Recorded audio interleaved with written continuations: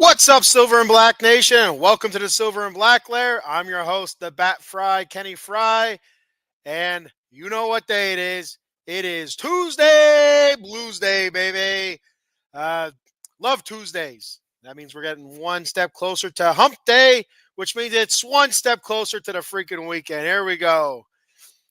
So before we get this show kicked off, rocking and rolling, I want to let you know that today's show is brought to you by Jason Fine, attorney Big Al. You can reach Big Al at 1-800-HURT-123. That's 1-800-HURT-123. Jason Fine specializes in motor vehicle accidents, slip and falls, workman's comp, and personal injury claims. He has 3 office locations conveniently located throughout Pennsylvania and New Jersey. His office in New Jersey is located at Cherry Hill on 3 Greensward Lane. The phone number there is 856-209-5258. And he has 2 offices located in the Keystone State of Pennsylvania, one on the east side and one on the west side. We'll start out there on the west side of Pennsylvania. He has an office located in Pittsburgh at 500 Grand Street, Suite 2900. The phone number there is 412-365-8151.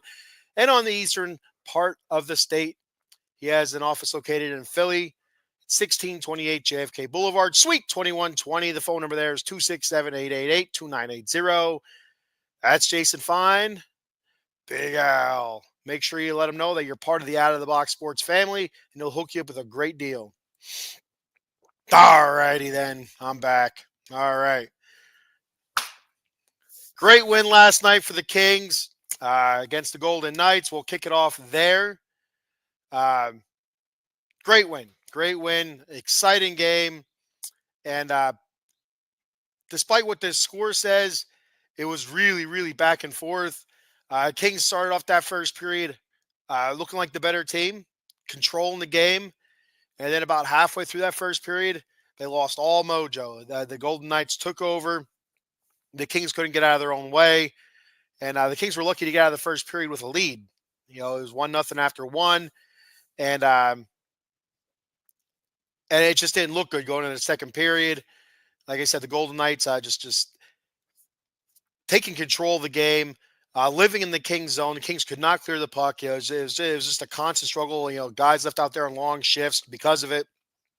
And they were getting run through the ringer. And same thing for almost all of the second period as well. The Golden Knights were able to throw in a couple of goals, go up 2-1. And they just owned the Kings in the second period. I don't know. It was the Kings didn't have a shot on goal. Jesus, for almost I don't know the exact time, but it was like 20 to almost 20 game minutes, almost a full period, I guess. It was something like that. Like they had a shot on goal, I think, with maybe like 8 or 9 minutes to go in the first. And then you get another shot until maybe 10 minutes left in the second. Something. It was something around that. It was really crazy. It just they just could not get anything going. Second half of the first period and the whole second period. But then they came out in the third and they lit the asses up. They lit the Golden Knights asses up, and they didn't see it coming. Kings were able to get 4 goals there in the third period, and they just constant barrage, attack in the net, throwing the puck at the net, just creating plays, just swarming. It's the best way to describe it, for myself is a swarming attack, and it was awesome. It was awesome. And so far in February, this offense has come alive. It's been really impressive. I mean, so far this month, they've only had, I think, 6 games in February. So far this month, they've scored 5 goals 3 times in this month so far. They scored 6 goals 1 time, 4 goals another time, and their only loss this month, they scored 1 goal, and that was a loss before the 4 Nations break against the Ducks. So yeah, the offense has come alive, and it's been great to see, and a lot of it has to do with just it seems like there's a different type of mentality coming into February, and it's just attack. It's swarming, just getting to the net, and just wave after wave. It's awesome to see. It's really awesome to see. Hopefully they can keep that rolling, and take that along here through the rest of March. Only a couple games left here in March. Or I mean, in February and headed into March. Getting ahead of myself here. So So looking at last night, early on, Las Vegas, very good. They don't take a lot of penalties, and they mentioned a couple times in the broadcast, only taking about 4 minutes, 4.4 minutes per game. And right off the bat, Las Vegas took back-to-back penalties in the first. The Kings were able to capitalize on one of them. Trevor Moore scored a power play goal, assisted by Quentin Byfield and Jordan Spence. Uh, Byfield, it was a shot from Byfield with Trevor Moore deflection, and it looked like it was a setup play. They kind of mentioned that.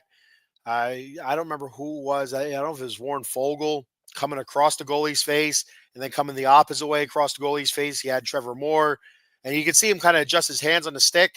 He slid his hands up the stick a little bit, waiting for a deflection, waiting for a shot from QB. And QB saw the moment there. And with those guys passing in front of the goalie, your line of sight's off a little bit, and QB took the shot. And it appeared the goalie saw it, but Trevor Moore able to get that stick up there, hit off the.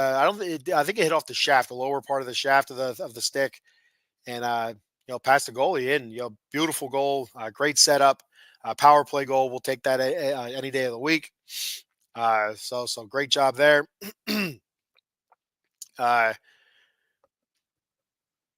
so yeah, Darcy Kemper at the end of the first period, like I said, when Vegas Golden Knights taken over halfway through the first period.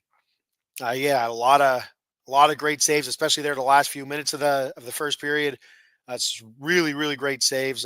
One sprawling save where he got with his I think it was his left pad. I think it was his left pad. Just sprawled out, and just kind of threw that leg out there and got it. So it's a great job by Darcy Kemper, especially weathering the storm there late in the first period. So heading into the second period, it's more of the same from the Golden Knights. They just kind of own the Kings, just living in the King zone, moving the puck around, taking shots, and the Kings just couldn't clear it. I mean, that it was as simple as that. Could not clear it. Uh, they dominated the Kings, for half, for basically almost 30 minutes, 30 game time minutes. So, uh, Golden Knights were able to get a pair of goals there in the second period. Um, McNabb, former LA King, there he scores his fourth of the season, assisted by Hurdle and Korczak. And then Mark Stone off a deflection, he scores assisted by Hannafin and Howden. And so yeah, the Golden Knights had to be feeling pretty good about themselves heading into the third period. Just really having control of the game. Physically, uh, wearing the Kings down. Just wearing them down, wearing them down, wearing them down. And they had a feel just really optimistic, really good going into the second intermission there before the third period. And they have to feel like they have the Kings on the brink, and the Kings came out just like a different team. I don't want to say rejuvenated, but they just almost uh, reinvigorated. You know what I mean? It's tenacity, very tenacious. It's just like a different team. Trevor Moore, he scores a goal in the third period to tie things up. It was his 10th of the season, second of the game, assisted by Warren Fogle and Darcy Kemper. That's right, Kemper got in on an assist there. Warren Fogle gives the Kings a lead. That made it 3-2. This is his 15th, assisted by Quentin Byfield. Uh, it was a great pass by Byfield. It was I think it was a backhand pass to get it to Fogle, and Fogle, just beautiful. I don't know if you'd call it a deke or not. In front of the net, with sticks from the defenders coming at him, he's able to fake one way. The goalie goes after the puck with a stick, and is able just to sweep it around, coming to the opposite end there in the net. Great job by Warren Fogle and QB. QB was just awesome this game. It took a couple penalties, but overall he was just fantastic in this game. Absolutely fantastic. A couple primary assists, a couple secondary assists as well. Quentin Byfield. If you've seen last week's episode where I had Connor Doyle on from the Hockey News, we were talking about how well Quentin Byfield's playing, just not showing up in the goals or the stat sheet a lot. But recently he's been the driving force behind this team offensively. Absolutely, it doesn't matter who's on his line. It was the Byfield Fiala LaFerriere line was just really eating it up so far in February. But now it just seems like with Hiller going 11-7, the constant rotation of lines, guys on different lines, and mixing the lines up. It doesn't matter who's on Fiala's line or on Byfield's line. He's been outstanding. QB has been absolutely outstanding. But that's his 20th assist of the season. Next, Edmondson extends the lead. Joel Edmondson does with his fifth goal of the season, assisted by Kempe and Quentin Byfield again. Beautiful shot from Edmondson, from deep outside, deep in, just inside the blue line. I guess it would be right at the top of the offensive zone. Beautiful shot. Able to get it through some traffic. It was like a knuckle puck. So they was able to get in there. Had a lot of uh,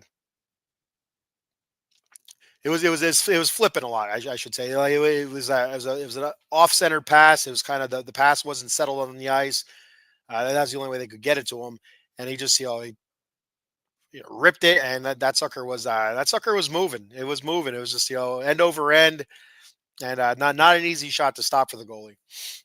Kevin Fiala finishes the game off here, extends the lead to 5-2. He scores his 23rd of the season. As he continues to stay hot. 23rd of the season.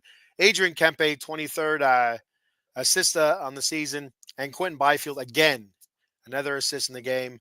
Kempe with a couple assists. Byfield, 4 assists in the game. Absolutely awesome. Trevor Moore, a couple goals. So it's a lot of great play by the Kings today, last night. So Darcy Kemper stopped 21 of 23 shots for a 913 save percentage. And the Las Vegas Golden Knights, they took 8. They had 8 penalty minutes. So huge advantage for the Kings there, getting the Golden Knights off their game a little bit.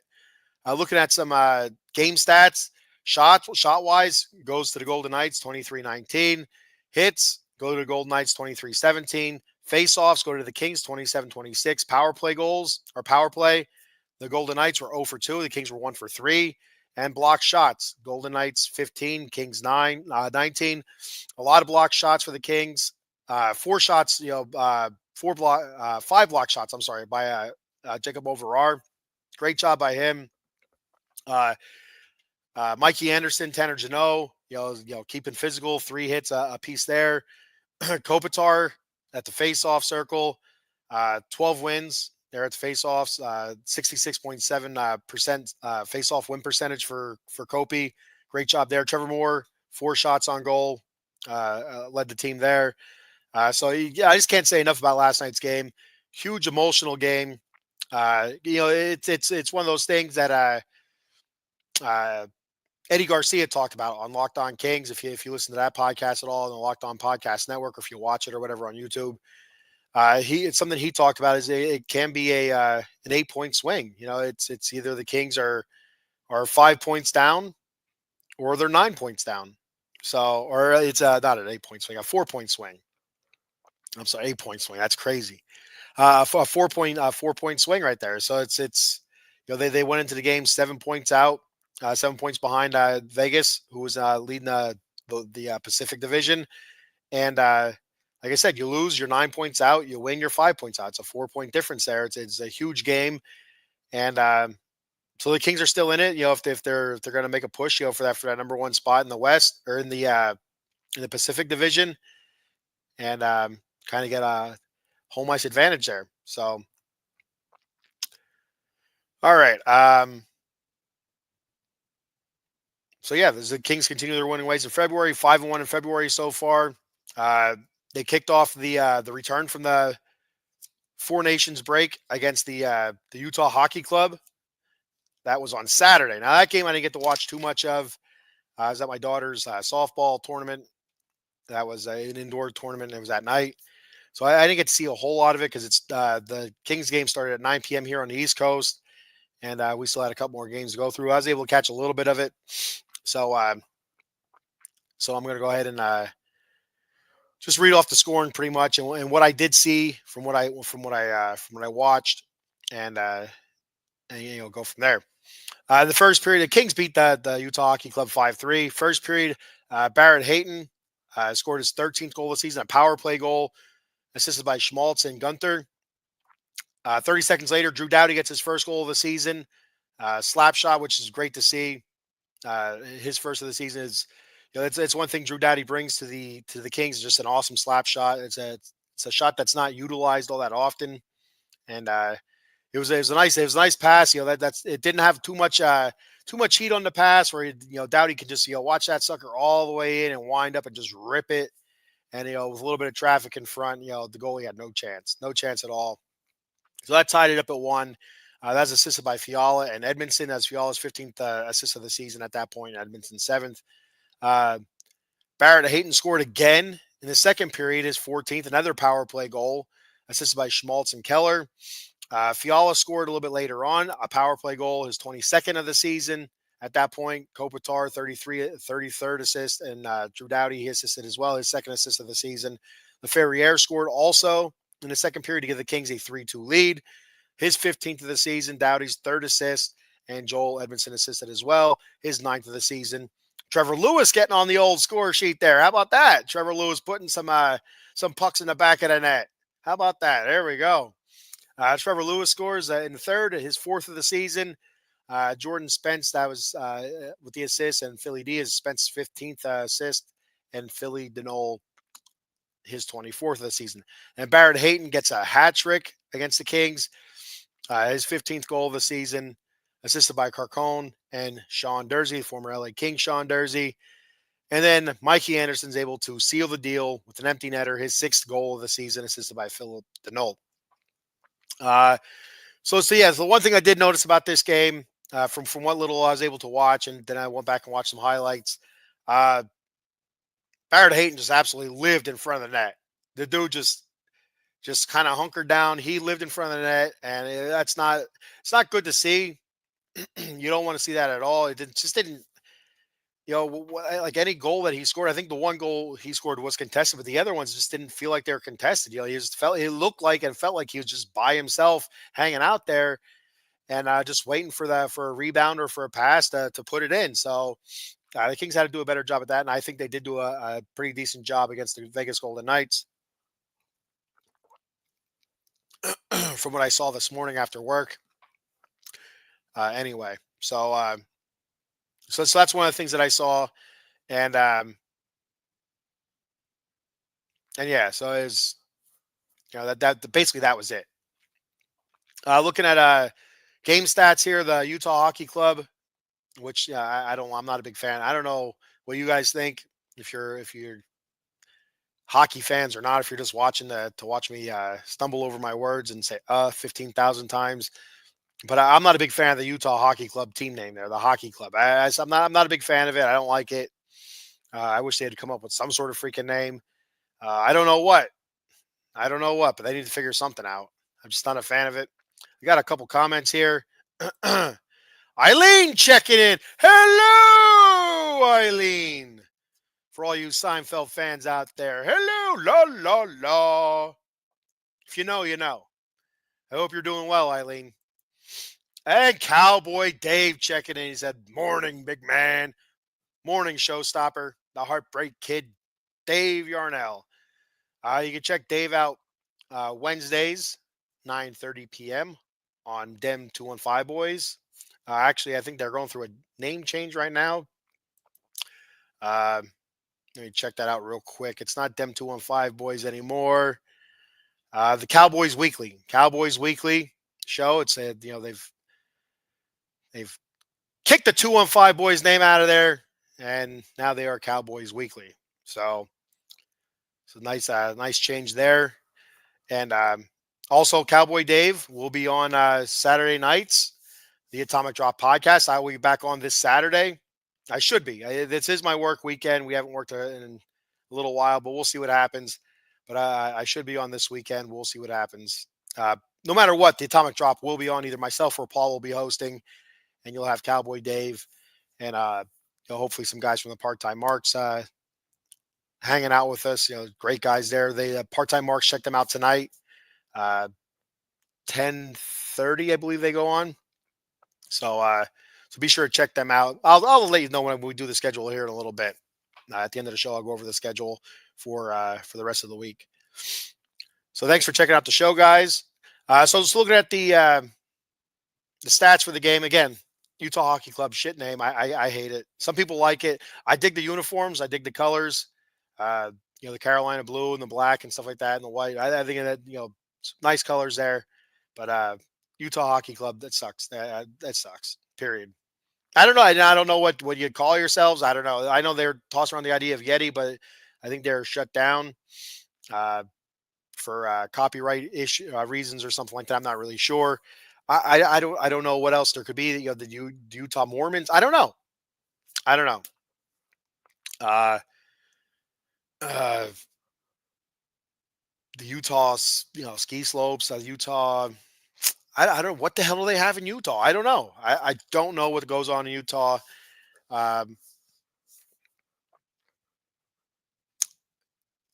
I don't know. Utah. Jesus. If you're watching, think of a good name for Utah. I want to hear what your thoughts are on a good name for the Utah Hockey Club. The Utah is something. The Utah Puckleheads. I don't know. Utah, you know, Slapnuts. Utah. What the hell they do in Utah? I don't even know. I don't. I just can't think of anything that comes from Utah. Um, you know, you're able to marry many wives. I think that's Utah, right? Polygamy. I think that is right. I don't know. The Utah polygamist, maybe that ain't right. That's not fair. Cowboy Dave checking us. Don't forget about Louisiana Larry. LOL. I'm not sure why he's Louisiana, but yes, our boy Larry, Mr. Black Lightning, former indie wrestler. That was his gimmick name, Black Lightning. So just so you know. All right. Uh, so looking at the game stats again, as I keep getting distracted by the Utah Hockey Club name, and then it's trying to think of a new one for him, and I can't come up with anything. Shots on goal went to Utah, 28-26. Hits went to the Kings, 24-20. Face-offs went to Utah, 37-27. That's probably one of the worst um, differences that I've seen in the face-off circle for the Kings. Like they, for the most part, usually they're pretty close, so the Kings have come out on top on those.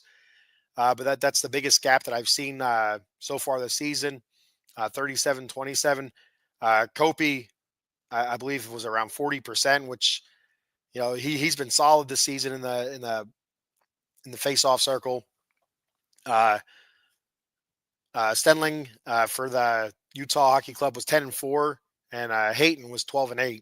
So 10 face-off wins for Stenling and 12 for Hayton. Both Stenling was, I think, 70%. So those guys really did a hell of a job there in the face-off circle, and it's tough. You lose those face-offs, and that led to one of the goals in this game here was Kopitar, his inability to win the face-off in the defensive zone, and that's when you really want to win those face-offs, defensive zone. I think it might have been on a power play, but I'm not really sure. That which led to one of Hayton's goals, Barrett Hayton. So they were able to win that face-off. I think they took a shot right away. And I don't know if Hayton got it on a rebound or a deflection or what it was, but it's tough. Power plays. Utah was 2 for 2, and LA was 1 for 2. Block shots 20 for Utah, 23 for the Kings. So there's that. Kings missed a couple opportunities in the first. Fiala, he had a fast break from what was it? Was it an outlet pass, or was it a bad pass from Utah? I don't remember exactly what it was, but whatever it was, Fiala got out in front and just missed. What did it hit the crossbar to go wide? I don't remember exactly, but a fast break. It was just him and the goalie with defender right on his hip. So it was pretty close. So I wouldn't call it a breakaway, but Drew Doughty had a slapper in the first period as well, which was deflected by Trevor Lewis, and it hit the crossbar. I think it was Trevor Lewis. I watched it a bunch of times, the replay, and I couldn't tell who it was. You had a uh, who else was down bottom? Crap, I don't remember who else it was. If it was Trevor Moore or not. For some reason, I feel like it was Trevor Moore down there as well. But it was somebody with a six on his back. So it was either Trevor Lewis or Joel Edmondson. I think it was Trevor Lewis with a deflection, but it hit the crossbar. So it was a bummer there. Uh, some great puck movement on the power play with the one where Fiala scored on the power play on the one timer after the Kings miss on a bit of a fast break. Able to get a couple rebounds there, and they were able to work it around and get it to Fiala. Fiala, puts it in there. So, and again, there's one thing the Kings were really doing a really good job at was just getting fast breaks and crashing the net. Just multiple guys crashing the net, looking for rebounds, looking for second scoring opportunities, and just keep putting it on the net, keep putting it on the net, and good things will happen. So, Leferrier, another. Uh, I guess this one might have been a breakaway. I don't know if it was a fast break or breakaway. I don't know what really constitutes a fast break to breakaway. I don't know, but Leferrier found himself right place, right time. The puck was in the air. I think it was Edmondson caught it out of the air with his glove, sat it down, passed it back to Doughty and Leferrier. I think Leferrier started to break right away. Doughty seen it. He was able to put a perfect pass on a stick as Leferrier got behind the Utah's defense and was able to get it in there on Utah. So that was his 15th goal of the season. So right place, right time for Leferrier, and great job finishing it off. So which it seems to be a problem. It seems to be a problem this year with the scoring woes that the Kings have had, especially in January. Just being able to capitalize on opportunities, especially fast breaks or breakaways, and 2-on-1s and such, and just not being able to capitalize on them. It really hurts. You have to be able to capitalize on some of them. You're not going to get all of them, but you need to capitalize on some of them. And it just felt like in January they weren't getting any of them, but now it seemed like they're getting a little bit more. Cowboy Dave has a name for Utah. The Utah Icemen. That's not bad. That's all right. I'm not crazy about it, but it's probably better than Utah Hockey Club. The Utah Icemen. I don't know. Utah.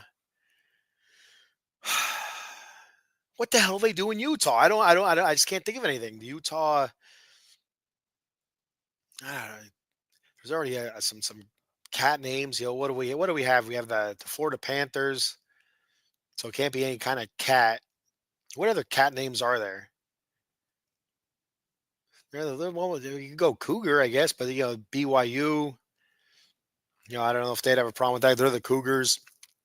Uh, Maybe go like with a Husky, like the Utah Huskies or something. I don't know. Or if you want to go something like cool, something a little bit more original. Icemen. That's original. I haven't heard any of those. I haven't ever heard of that name before. Besides the Iceman Chuck Liddell, right? So he might have a problem with that. Uh,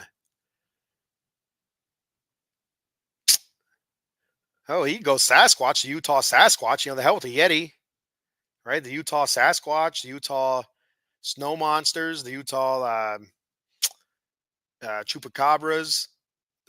That's not in Utah. Excuse me. But there has to be a decent name out there. There has to be. There's somebody out there in podcast land that eventually is going to watch this or is watching this right now. There has to be a decent name for this team, this franchise, and not Coyotes. From Arizona. That's stupid. It doesn't make any sense. There's no Coyotes. Well, I'm sure there's Coyotes in Utah. The Utah Buffalo, the Utah Bison, the Utah. It doesn't have to be an animal. The Utah Thunder Snow, Thunder Blizzard, the Utah Blizzard. No, that's stupid. I don't know. It's kind of killing me now. It's pissing me off thinking about it. I wish I didn't think about it. I wish I didn't have that thought.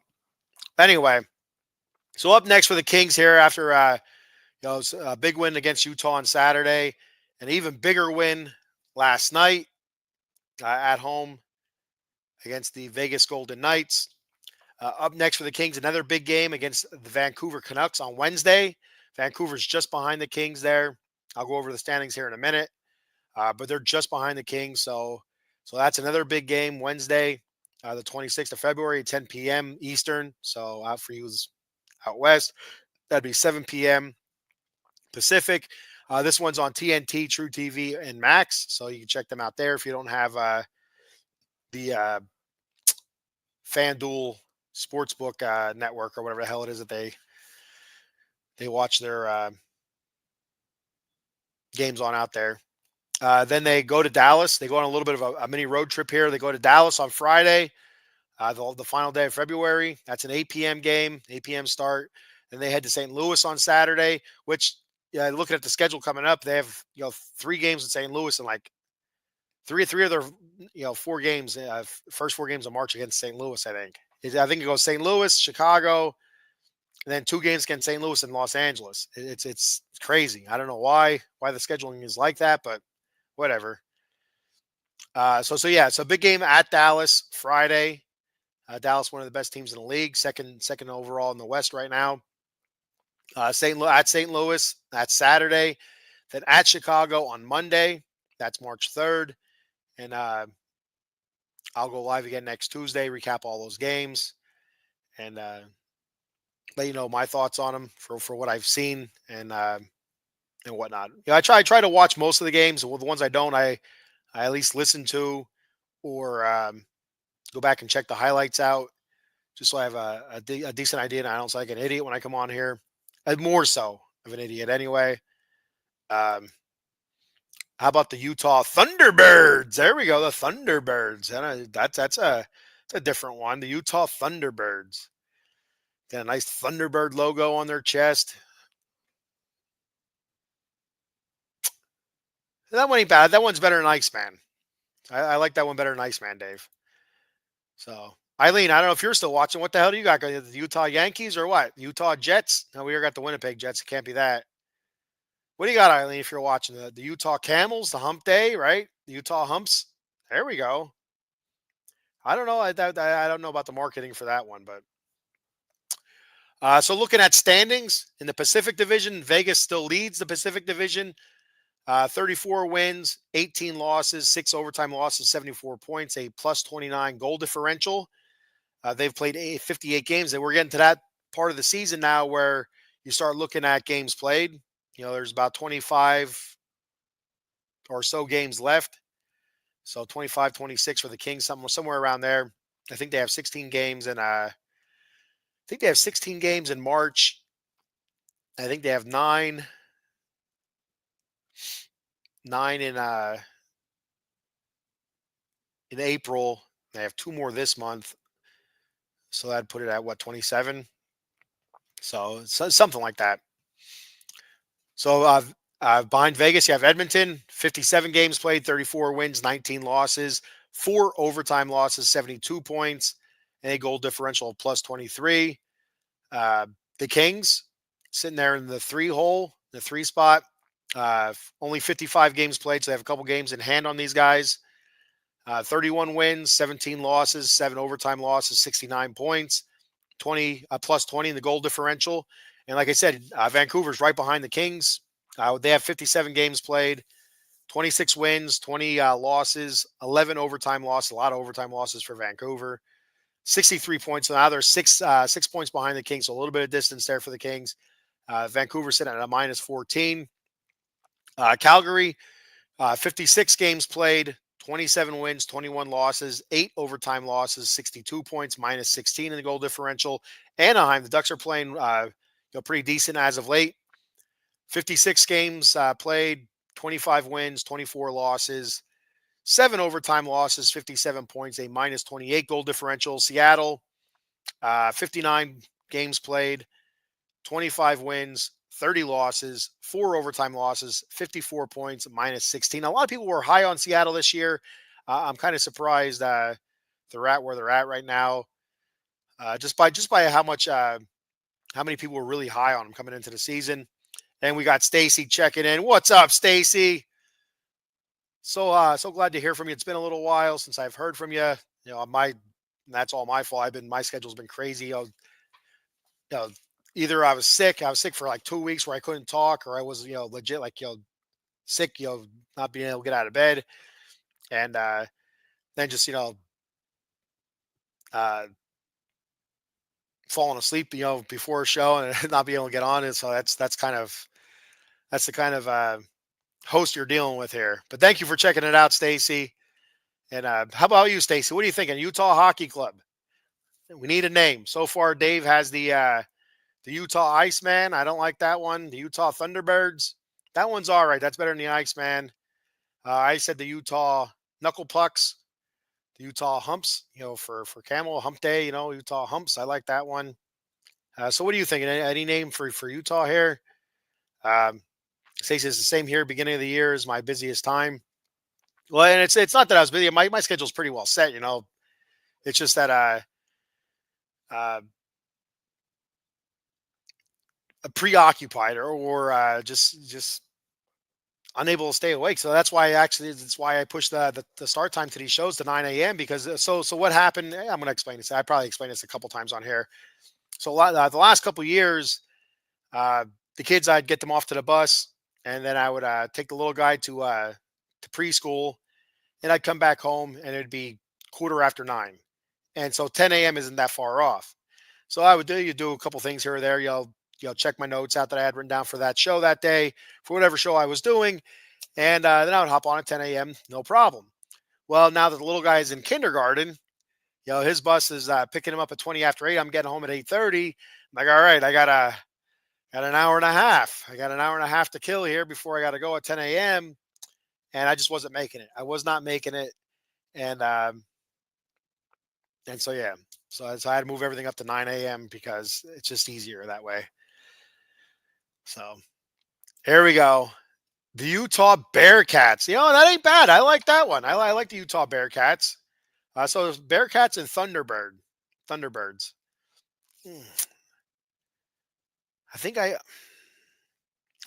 could see a Bearcat on the front of that on the front of that jersey. So the only thing with the Thunderbird is I feel like they're gonna have to almost go like a triangular type logo on the front of the jersey. I think they probably want to keep the circle. That's why I think I could see the Bearcat, the Utah Bearcats. That ain't bad. I don't know if that would be any issue with University of Cincinnati. It can't be. I just can't see how there's all these teams, especially like throughout the college ranks and stuff like that, and there's all the Jets and stuff. Yeah, so yeah, I don't think you can copyright a team name. I don't know. I don't know how it works, but the Utah Bearcats, that ain't bad at all. And Stacy's laughing probably at the Utah Humps or the Knuckle Pucks. Um, so yeah, so looking at the West overall here, Winnipeg is leading the West overall, uh, kicking everybody's ass. 41 wins, 14 losses, 3 overtime losses, 85 points. And you have Dallas right behind them at 76 points. Vegas Golden Knights 74 points. Minnesota 72 points. Edmonton 72 points. The Kings at 69 points. Colorado 68. Vancouver 63. Calgary 62. Utah 59, and so on and so on. So what does that mean? Well, if the season ended today, which it does not, but if it ended today, your top three teams in the Central would be Winnipeg, Dallas, and Minnesota, with Winnipeg being the number one overall seed. And then your top three teams in the Pacific would be Vegas, Edmonton, and LA, with Vegas being the number two overall seed. And your wild card teams would be Colorado and Vancouver. So matchup wise, you'd have Winnipeg versus Vancouver. So you'd have your number one versus your number 8. Vegas against Colorado, your number 2 against number 7. And then you go to the Central. The number 2 in the Central faces the number 3 in the Central, with the number 2 having the home ice advantage. And same thing in the Pacific. The number 2 plays the number 3, with the number 2 seed overall in the Pacific having the home ice advantage over number 3. And you look at Winnipeg, Vancouver, Vegas against Colorado, Dallas against Minnesota, and then Edmonton against LA. Once again, That would make it 4 years in a row. But the season doesn't end today. So, and I mentioned it last week's episode when I had Connor Doyle on from the Hockey News, co-editor of the Hockey News LA. Uh, I said I'd rather play Vegas than Edmonton, and he feels like that the Kings might match up better against Edmonton than Vegas. And playoff hockey is a total different story than regular season hockey. So these games between the Kings and Vegas during the regular season, they don't. I don't think they really um, lend a realist type scenario where if they played each other in playoffs, I think it'd be a totally different game. It'd be a low scoring, physical, defensive driven type game. Whereas each of these games so far have been, you know, the winning team scoring a crap ton of goals. The first game the Kings lost to Vegas in Vegas 6-1. The second game the Kings beat Vegas in LA 6-3. Now this one they beat Vegas in LA 5-2. So I don't think that's the standard bearer for those two teams if they were to play each other in the playoffs. I feel like it'd be a low scoring tight game. So and the Edmonton thing, it's just I don't know. It's just something. Edmonton's like the boogeyman, right? They're in your head. They're scary, but sometimes you just got to turn your back on them and say, you know what, you have no power over me. Like the movie Labyrinth, right? She turned her back on the Goblin King. And what'd she say? I think she said, "You have no power over me," or whatever it is. Something like that. And the Goblin King lost all of his powers, and Toby returned. She had Toby back. And then her her mom and dad came home from whatever the hell they were doing out. So great movie. If you've never seen the movie Labyrinth, you got to check that movie out. It's a fantastic movie, kid movie, adult. You can check that out as well. Um, just a great story. David Bowie's awesome. Despite the little spandex he wears, it makes me uncomfortable. But that's my thing. That's my bag. I'm sorry. I apologize. Anybody else I know, probably back in the day, the ladies loved it. But myself, it's not a fan. Not a fan. But uh, but David Bowie is great in it. He is awesome. And you had Hoggle. The little I don't know whether if he was a gnome or what the hell he was. Hoggle. That's a great character there. Bluto, when I was a kid, I always pretend to be Bluto. I do calling the rocks all the time, and if you know, you like that. I'm going kind of getting off topic here with the Kings, but we could talk Labyrinth for a couple minutes. It's my show, right? That's another Bluto was another great character. Ambrosius and what the hell is the other the the dog that rides the dog? I think Ambrosius is the sheepdog's name that the the other dog rode. I can't remember what that dog's name was though. Was it Sir Livitus or something like that? I don't remember exactly, but it's an awesome movie. It's really awesome. And what's the name of the chick though? I can't remember her name. It's is it Sarah? I don't remember if it's Sarah or not. But she was hot. Yeah, she was hot. David Bowie's tight spandex made me uncomfortable, but she brought me out of it. So good stuff there. All right. Oh yeah, the bog of eternal stench too. Oh my God. You could smell the bog of eternal stench. That was the Kings in January. They were the bog of eternal stench. They come out of it smelling like roses right now. So all's good in the neighborhood right now. So looking at some stats here for the Kings. Leading the team in goals and in points, Adrian Kempe, 25 goals, 23 assists, 48 points, plus minus of 16. Kopitar, 13 goals, 33 assists. He leads the team in assists, 46 points, a plus 10. Kevin Fiala, 23 goals, 15 assists, 38 points. He's sitting at a minus 6, slowly digging his way out of the negatives there. But Fiala is playing some really good hockey right now. Quentin Byfield, 11 goals, 22 assists, 33 points, plus 7. Like I said, he's been awesome. I can't speak highly enough about him. LaFerriere, looks like he's starting to snap out of it a little bit. Started off hot, Kind of went through a lull, starting to pick it up again. 15 goals, 16 assists, 31 points, plus 15. Philip Deneau, 5 goals, 25 assists, 30 points, plus 10. Warren Fogle, 15 goals, 15 assists, 30 points at a plus 22. He leads the team in plus minus rating. Brant Clark, 4 goals, 21 assists, 25 points, plus minus of 8, plus 8. Trevor Moore, 10 goals, 15 assists, 25 points, plus 5. Alex Turcotte, 7 goals, 13 assists, 20 points, plus minus a plus 10. And Jordan Spence, 3 goals, 16 assists, 19 points, plus 15. Face-off win percentage, Kopi 56.2, Philly D 53.2, and Quentin Byfield 43.4. Looking at the goalies, Darcy Kemper 18-6-6, record 18 wins, 6 losses, 6 overtime losses, 2.21 goals against, 918 save percentage. David Riddick 12 wins, 11 losses, 1 overtime loss, 2.59 goals against, 892 save percentage. Looking at some team stats here, goals for the Kings are 22nd in the league at 160 goals for per game, 2.91, which is 16th in the league.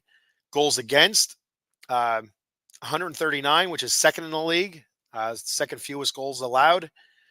Goals allowed per game, 2.53. That's fifth in the league, fifth fewest. Power play, which is awful still, but last couple games has been pretty decent. But we'll see how if they can continue that. They're 29th at 15.6%. The penalty kill at 82.2%. They're fifth in the league. Shots per game, 27.8. That's 22nd in the league. Shots against per game, 25.5. That's second fewest in the league. And the face-off win percentage, 50.8%. That's 13th in the league. Not bad there. Some personal stats there. Kempe is 20th in the league in goals. Fiala 25th in goals. Kopitar is 42nd in assists. Darcy Kemper's 4th in goals against average and 4th in save percentage in the league. So good stuff there. And recently, so far in February, Kevin Fiala, 7 goals, 2 assists, 9 points, a plus 6 in February. Compare that to his January. He only had 2 goals, 5 assists, 7 points, and a minus 1 in all of January. All of January. They had, what was it, 13? No. Yeah, they had 13 games in January. They were 5-7-1. So all of January, he's surpassed all that already. So good for him. Quentin Byfield, no goals in February, but he has 10 assists for 10 points, a plus 9 in February. And again, you look at January, he had 3 goals, 1 assist, 4 points, a minus 7 in January. Total turnaround. And Trevor Moore, 4 goals, 1 assist, 5 points, plus 6 so far in February.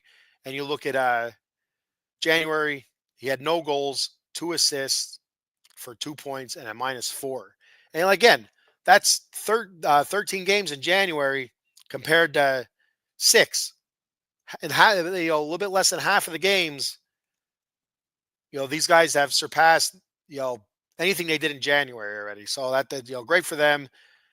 Great to see them coming out of the funk, the team and stuff like that. So all good stuff there. So before I get out of here, I just want to talk about one more thing. Brant Clark, excuse me. I don't know like what the deal is with like what Jim Hiller is trying to do with Brant Clark, but I know he did bench him for, I think it was 1 or 2 games back in January. I think it was January. And then ever since then I think it was early February. And ever since then he's been like the Kings running 11-7. He's the 7th defenseman. So he's basically without a home. He's only getting like about 8 minutes per game. I think about last night's game, I think he was second fewest in minutes on ice. And that was behind who had fewer minutes than him? Shoot. I can't remember who it was, but it's not a things aren't going well for Brant Clark right now. And I don't know if it's something he did, something he said, something he's not showing on ice.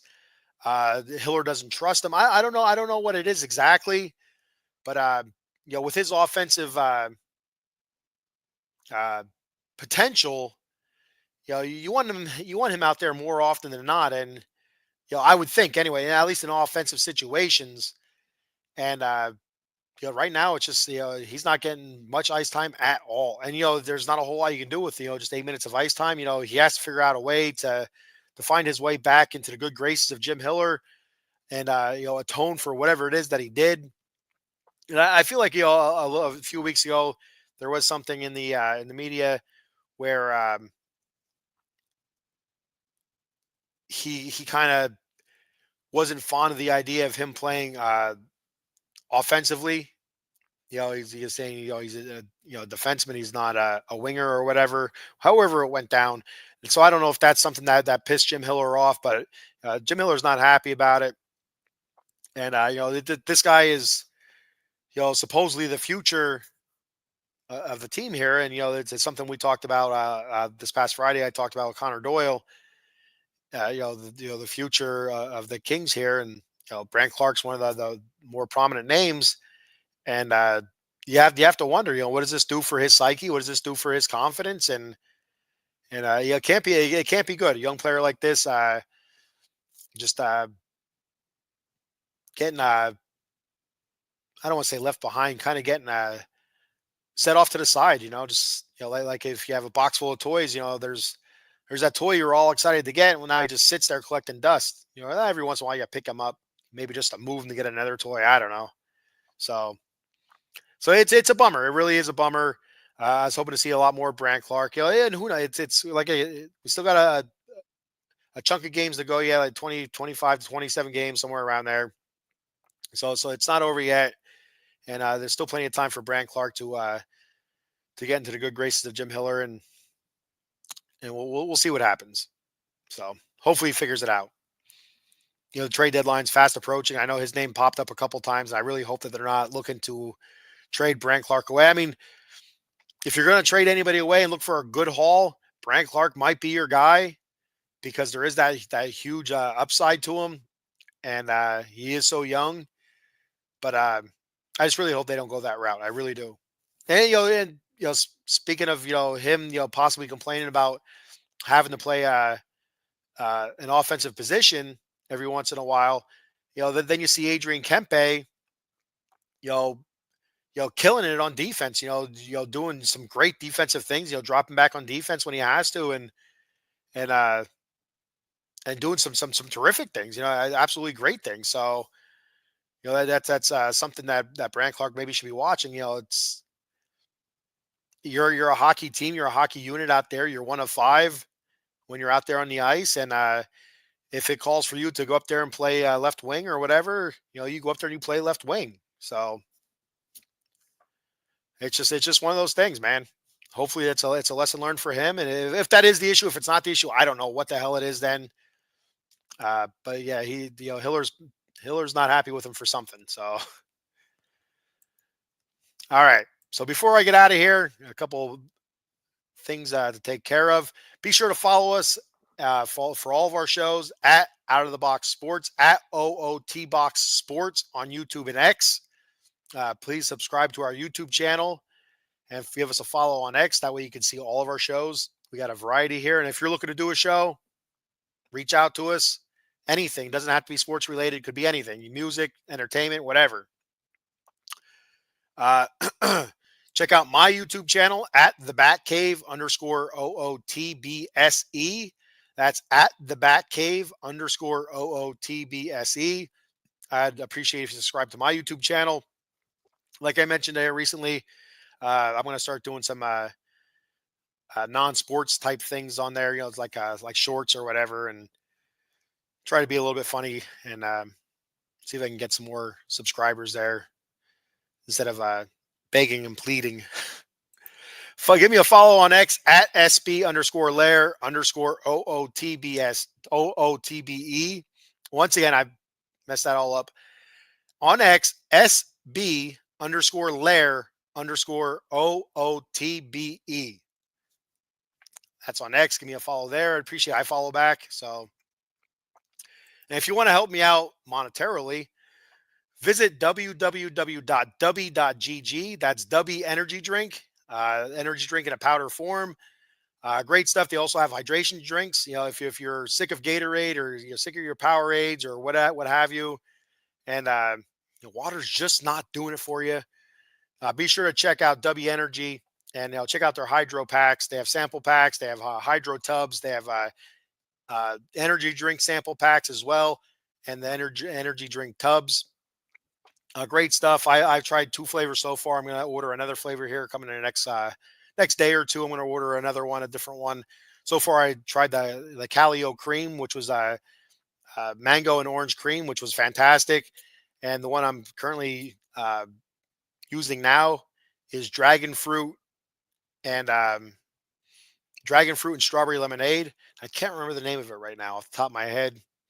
With the fancy name is I can't remember what it was. Oh crap! But anyway, yeah, that one's so far my favorite. To be honest with you, the dragon fruit and strawberry lemonade. Uh, I think it's awesome. It's a jitterless energy drink. You don't get the shakes or the heart palpitations, but you get that extra boost, that kick in the rear that you need every once in a while. So be sure to check them out. W Energy Drink. Use my promo code. All right, for 10% off your order. Use my promo code. Nobody else's. All right, don't use anybody else. Use mine. The Bat Cave, all one word. The Bat Cave. So it's right there for you. Bottom of my screen. The Bat Cave, all one word for 10% off your order. And they have shakers, they have swag, hats, shirts, gym bags, uh, all sorts of stuff, anime stuff, stickers, what have you. So be sure to check them out. It's a good product. I wouldn't steer you wrong. So no, it is seriously though. It is. Is it a good? It is a good product, and I stand by that. So all right, that's all I have for today. I appreciate everybody for checking the show out. And oh, you know what? Let me go over the show schedule here real quick before I forget for this week. So yeah, I did forget. So tonight you have Part-Time Marks at 10:30 p.m. They'll be talking Raw and NXT, I assume. Tomorrow morning I will be live with the Bat Cave talking New York Mets baseball. Dem 215 Boys, which is Cowboys Weekly now. That's at 9:30 p.m. Thursday around the NFL at 7 p.m. Friday morning, the Silver and Black Raiders, 9 a.m. And then Saturday night, Atomic Drop at 9 p.m. Either I'll be hosting that or Paul. Depends on if I have to work. And coming soon, Inside the Octagon will be returning soon as well. So keep your eyes open for that. And yeah, so thank you everybody for checking the show out. I appreciate it. Thank you for the comments. Eileen, Cowboy Dave, and Stacy, I appreciate it. And share the show out. Let me know your thoughts on it. What I could do better, or even if you just want to give me positive feedback, I'm for it. Negative feedback, I'm for it. Just don't be too hurtful. So I'd like to know your honest opinion. What can I do better? So that's all. All right. So that's all I have. Thank you. And until next time, go Kings, go.